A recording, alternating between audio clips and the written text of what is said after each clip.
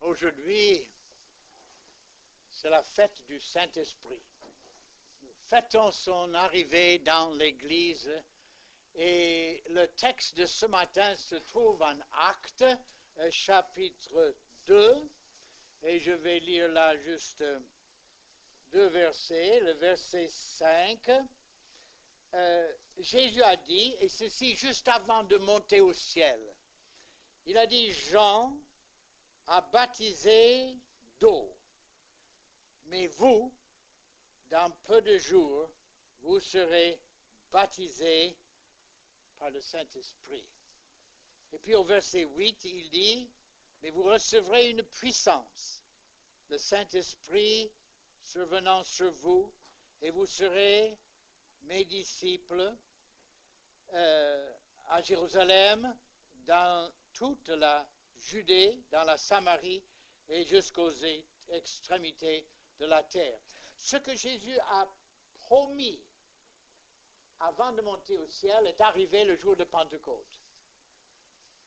C'est à ce moment que les disciples furent remplis du Saint-Esprit. Vous savez que le jour de Pentecôte, c'est le jour de la naissance de l'Église. Pas de notre Église ici, pas de l'Église catholique. Parce que souvent quand on parle de l'Église, on pense toujours à l'Église catholique. Non, ce n'est pas le commencement de l'Église catholique. Même l'Église protestante, et je peux même aller plus loin, ce n'est même pas l'Église baptiste. Parce qu'on n'est pas sauvé parce qu'on est baptiste, on est sauvé parce que Christ est entré dans notre cœur. C'est l'Église des rachetés, la vraie Église, composée uniquement de ceux qui sont sauvés, de ceux qui ont laissé Christ entrer dans leur cœur. Et cette Église-là a été formée le jour de Pentecôte. C'est à ce moment que les disciples devinrent l'épouse de Christ. Vous savez, vous qui êtes sauvés, vous êtes l'épouse de Christ. C'est-à-dire que avant le jour de Pentecôte, ceux qui étaient sauvés ne seront jamais parmi l'épouse. Par exemple, Jean-Baptiste, qui a baptisé Jésus, il est mort avant que l'Église soit fondée. Donc, il ne sera pas parmi l'épouse de Christ. Tous les grands prophètes d'autrefois, Élie, Jérémie, Ésaïe, tous ces prophètes, aucun d'eux ne fera partie de l'épouse. C'est quelque chose d'extraordinaire qui nous est arrivé. La grâce de Dieu. Vous pouvez dire, mais pourquoi moi? Mais parce que Dieu a voulu que ça soit ainsi. Parce que vous avez été obéissants à l'Évangile. Vous avez accepté Jésus dans votre cœur. Et parce que vous l'avez fait, vous êtes l'épouse de Christ. Et le mariage aura lieu une fois qu'on arrive au ciel. Et ce n'est pas loin. Un autre phénomène qui est arrivé le jour de Pentecôte, c'est que nous sommes devenus le corps de Christ.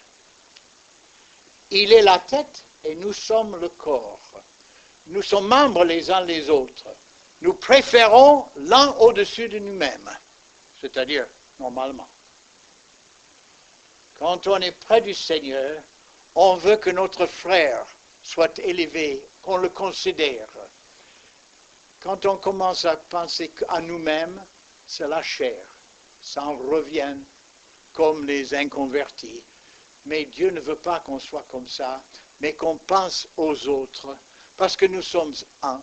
Et comme nous sommes un en Christ, nous devons être unis dans les assemblées locales.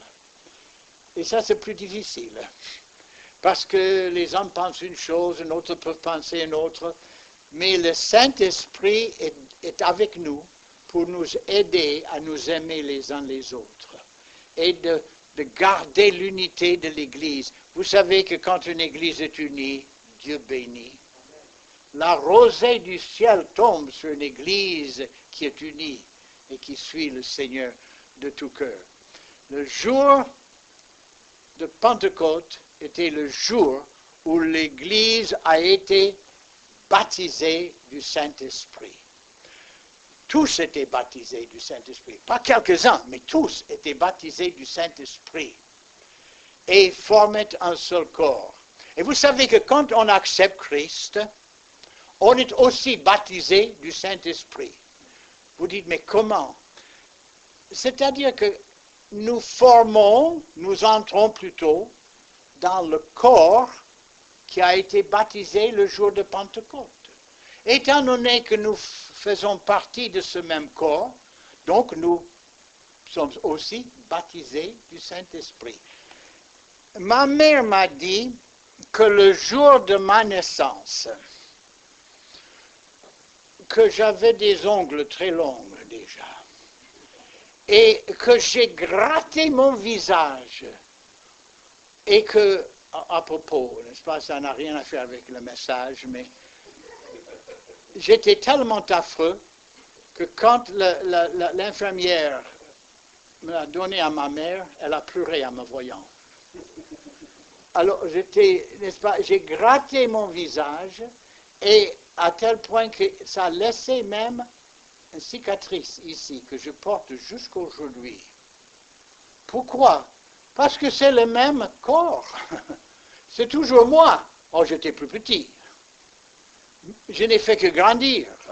Le jour de Pentecôte, l'église était toute petite, mais on n'a fait que grandir entre-temps. Et ce qui est arrivé à l'église d'origine, ses premiers disciples, nous faisons partie de la même. Nous sommes baptisés du Saint-Esprit. Mais il y a quelque chose que je dois corriger qui est dans l'esprit de beaucoup de monde. Ils pensent que le Saint-Esprit est entré dans le monde le jour de Pentecôte. Ce n'est pas vrai. Le Saint-Esprit était toujours dans le monde. On le trouve dans le 2e verset de la Bible. Le premier verset, au commencement, Dieu créa les cieux et la terre. Et le 2e verset dit, et l'Esprit de Dieu se mouvait sur les eaux. C'est déjà le Saint-Esprit. 2e verset. Le Saint-Esprit se trouve partout dans l'Ancien Testament. Il est descendu sur les hommes d'autrefois. Samson était revêtu de la puissance de Dieu pour faire les différentes choses qu'il a fait. Et surtout quand il a saisi ces 2 colonnes dans le temple de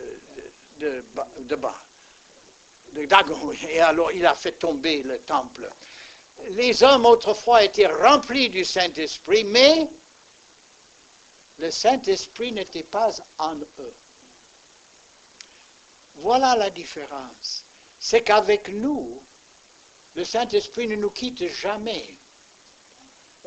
Il n'est pas avec nous dans quelques jours et puis absent d'autres jours. Il est toujours avec nous. Il demeurera en nous jusqu'au jour où nous serons avec le Seigneur. Car nous avons été scellés par le Saint-Esprit et ce sceau restera toujours avec nous. Le Saint-Esprit ne nous quittera jamais. Ça, c'est la promesse de Dieu. Alors, qui est le Saint-Esprit? Le Saint-Esprit est la 3e personne de la divinité. Dieu est 3 personnes en une. Ce n'est pas Dieu le Père, Dieu le Fils, Dieu le Saint-Esprit. J'entends souvent ça. Ça, c'est faux. Il n'y a pas Dieu le Père, Dieu le Saint. C'est comme s'il y avait 3 dieux. Non, c'est Dieu, Père, Fils et Saint-Esprit. Il n'y a qu'un seul Dieu en 3 personnes. Vous dites, mais je ne comprends pas. Mais vous êtes comme moi non plus. Personne ne peut comprendre la Trinité. C'est une chose qui nous sera révélée une fois au ciel. Mais les 3 existent en un. Nous servons un seul Dieu. Et le Saint-Esprit est donné pour une fonction parfaite. Beaucoup de gens pensent que le Saint-Esprit est une force. On entend le vent qui est entré le jour de Pentecôte. Il y avait un vent impétueux qui a envahi la pièce où ils étaient tous réunis. Le Saint-Esprit est plus qu'une force. Le Saint-Esprit est une personne.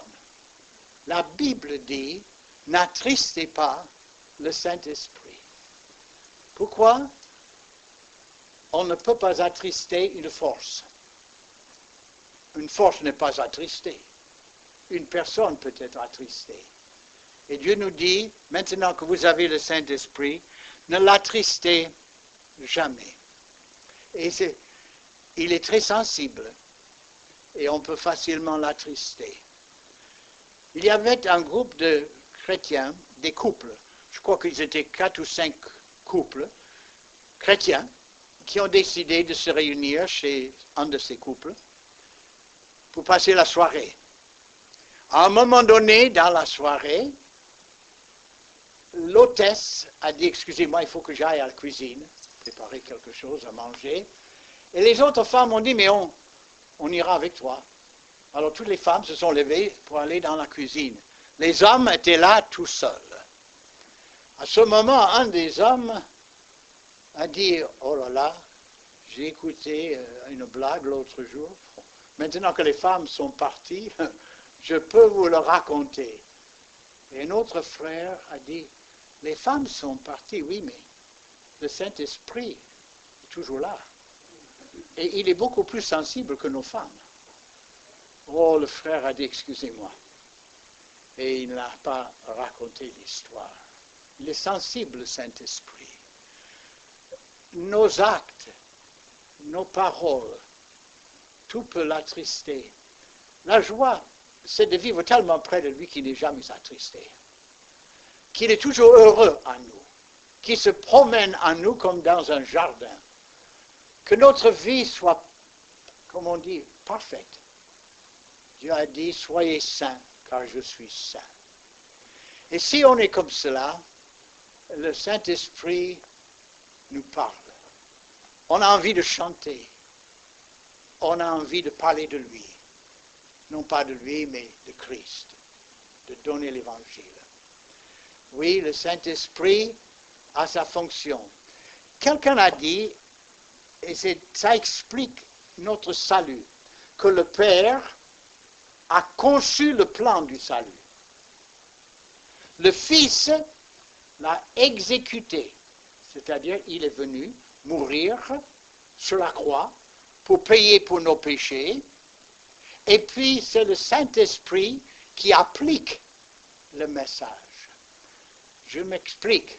C'est que le Saint-Esprit est celui qui nous parle pour nous amener à Christ. D'abord, il nous convainc du péché, il nous trouble. Le cœur est troublé, on n'est pas à l'aise, on n'est pas satisfait. C'est le Saint-Esprit qui fait ça. Et puis, si la personne réagit en disant, oui, c'est vrai, je suis insatisfait, je suis pas bien, voilà. Alors, le Saint-Esprit conduit plus loin, jusqu'au jour, il attire la personne vers Christ. Ça, c'est avec les liens d'amour. Il attire le pécheur vers Christ. Et quand il s'approche vraiment, il ouvre les yeux de l'homme afin qu'il voit Christ comme jamais. Il comprend parfaitement ce que Christ a fait pour lui. C'est une chose de l'entendre, c'est une autre chose de le voir. Et c'est le Saint-Esprit qui fait tout cela.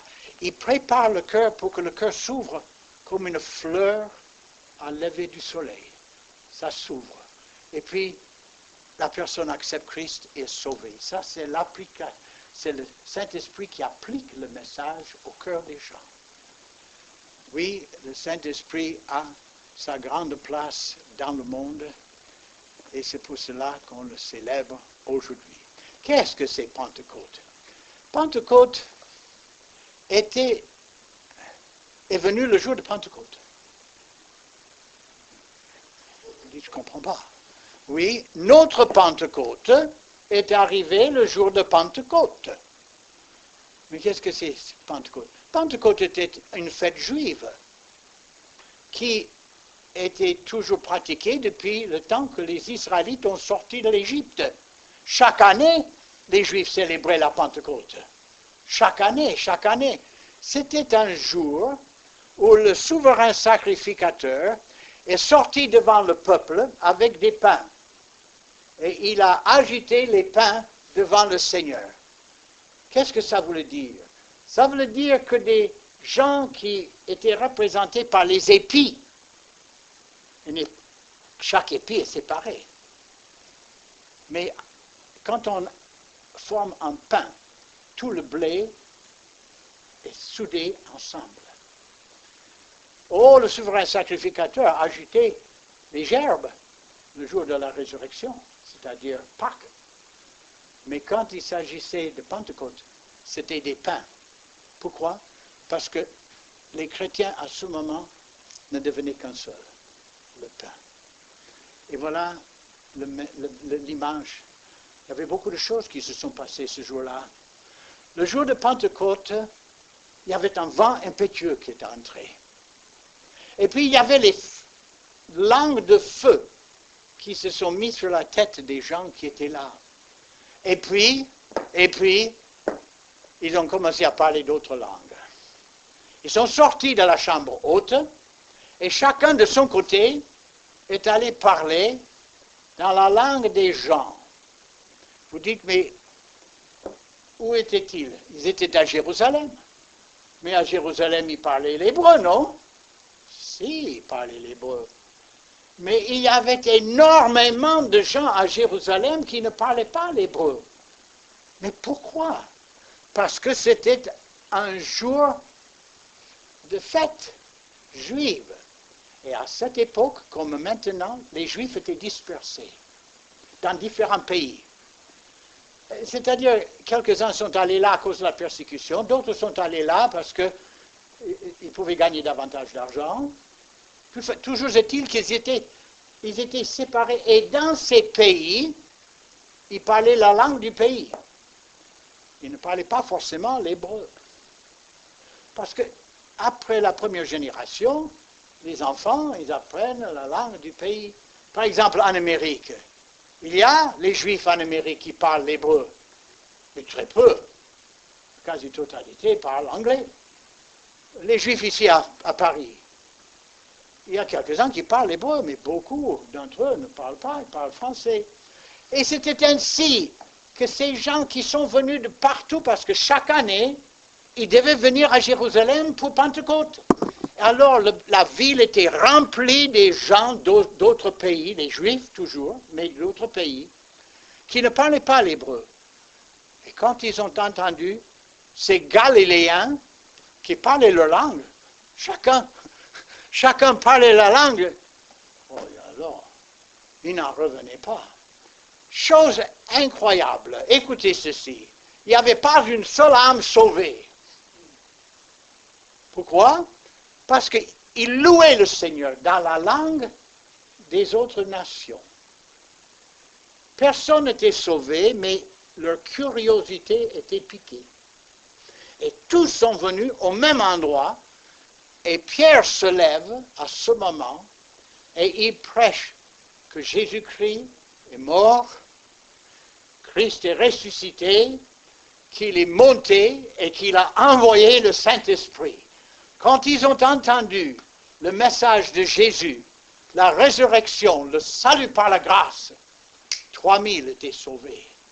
On n'est pas sauvé par les langues, on est sauvé par la prédication de l'Évangile. Et c'est ainsi que 3000, non seulement que 3000 étaient sauvés, mais écoutez ceci, ils étaient tous baptisés le même jour. Ce qui soulève la question, quand faut-il se faire baptiser? Il faut se faire baptiser après le salut, pas avant. Après le salut. Mais quand après? Les disciples étaient baptisés le premier jour, le jour même. Il y avait une piscine juste en dehors des murs de Jérusalem. Ce n'est pas la piscine de Bethsaïda, ça c'était pour les riches. Mais il y avait une piscine pour tout le monde, en dehors de la ville. C'est là que tous étaient immergés, sous l'eau, le jour de Pentecôte même. En Amérique, il y a beaucoup d'églises qui baptisent la personne le jour même où ils acceptent le Seigneur. Puis ici, en France et dans d'autres pays, il y a un laps de temps. Quelquefois, ça dure jusqu'à 1 an, 2 ans, 3 ans. Alors, quel est le meilleur? Le jour même ou dans 3 ans? Mais ni l'un ni l'autre. Surtout quand on est dans un pays où on ne sait pas ce que c'est exactement. Mais il y a un juste milieu. Il faut l'écraser. Et il y a une période, à mon avis, que quand quelqu'un accepte le Seigneur, un mois, 2 mois après, je le vois entrer dans les eaux du baptême pour sceller son salut devant tout le monde, qui prenne position et qui devienne un véritable disciple de Christ. Et le Saint-Esprit, c'est pourquoi? Qu'est-ce qu'il fait aujourd'hui? Je ne peux pas entrer en détail avec tout ce qu'il fait, mais j'aimerais citer 2 choses. Jésus a dit avant de mourir, le consolateur, l'Esprit de la vérité que j'enverrai, vous conduira dans toute la vérité. Il y a 2 choses là que j'aimerais soulever. Quand il dit « il vous conduira dans toute la vérité », quand vous lisez la Bible, c'est le Saint-Esprit qui va ouvrir le texte pour que vous compreniez de plus en plus. Et quand vous entendez le message, le Saint-Esprit va dire « voilà, c'est ça ». Il va ouvrir votre intelligence, il va vous conduire dans toute la vérité. Mais vous dites, mais celui qui tombe dans l'erreur, qu'est-ce qui se passe avec lui? C'est qu'il n'a pas écouté le Saint-Esprit. Il a écouté son propre désir, son propre cœur. Vous savez, on a soulevé la question l'autre jour, on était dans une réunion, je crois, avec Emmanuel, et il était en train de développer un sujet, et il a dit, voilà, vous devez glaner de la parole de Dieu ce que Dieu dit dans la parole. Le Saint-Esprit va ouvrir votre intelligence pour que vous compreniez ce qui est écrit. Il y a une autre chose. Quand vous lisez la Bible, vous devez tirer de la Bible la vérité. Vous ne devez pas lire dans la Bible votre vérité.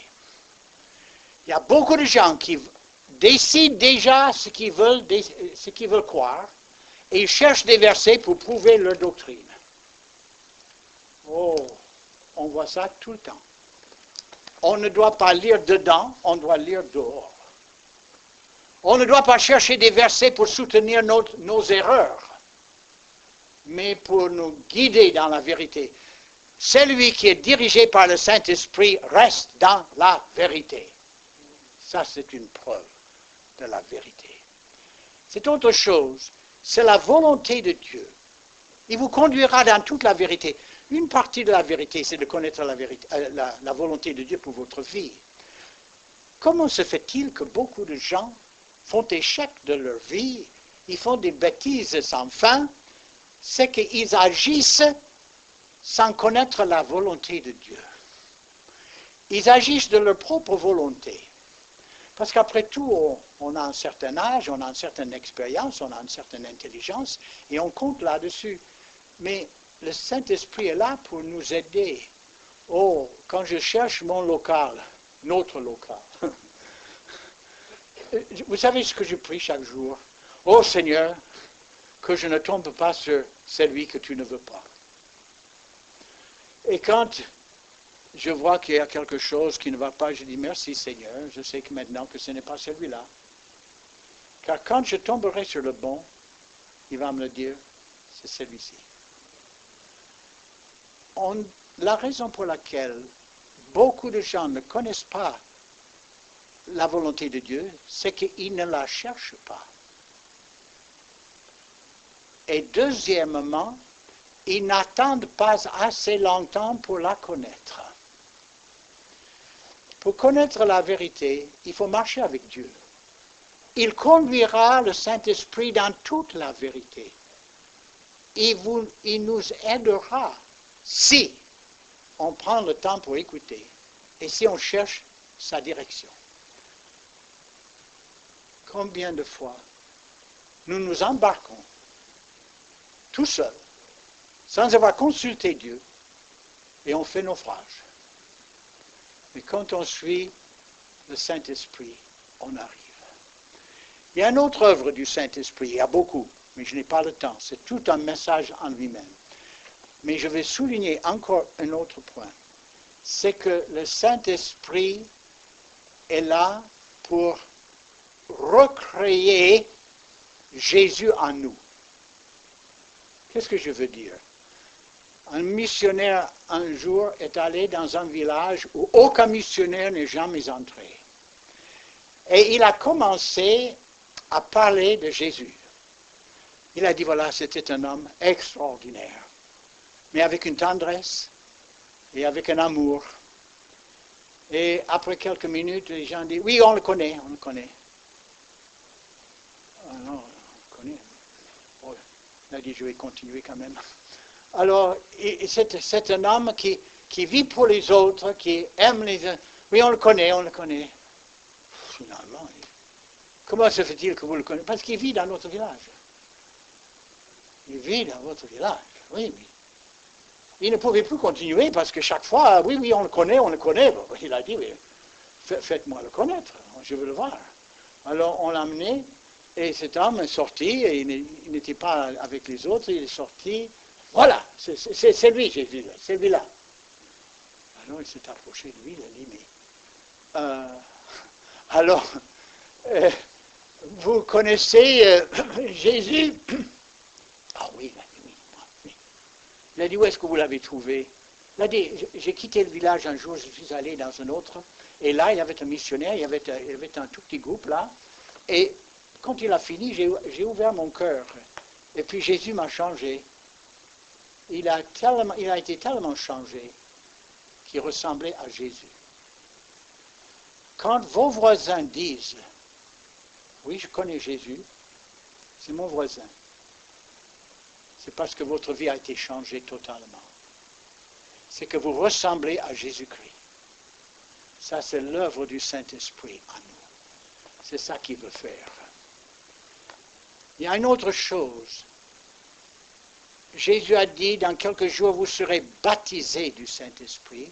Mais dans le 8e verset, il a dit, vous serez remplis de la puissance de Dieu. J'ai gardé ça jusqu'à la fin. Vous savez, deux choses sont arrivées le jour de Pentecôte. Ils étaient baptisés du Saint-Esprit, mais ils étaient remplis du Saint-Esprit.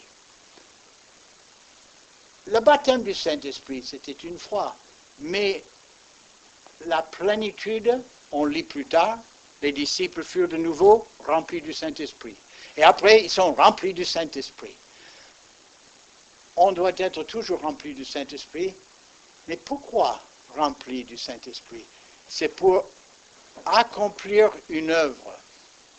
Il y a beaucoup de gens qui veulent avoir cette expérience merveilleuse d'avoir la plénitude du Saint-Esprit, parce que c'est merveilleux. Hein?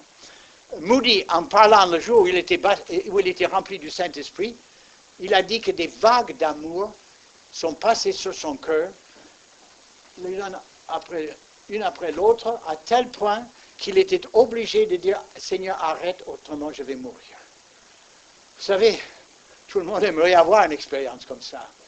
Dieu ne donne jamais une expérience comme ça uniquement pour avoir l'expérience. Si Dieu nous donne une puissance du Saint-Esprit, c'est pour accomplir une œuvre particulière. Ou dans l'intercession, de prier que quelque chose de grand se passe. Ou dans le témoignage, ou dans les messages, pour accomplir une œuvre de Dieu. Dieu revêt un homme de sa puissance pour une œuvre particulière. La Bible dit, ne vous enivrez pas de vin, mais soyez remplis du Saint-Esprit. Dieu veut qu'on soit remplis du Saint-Esprit.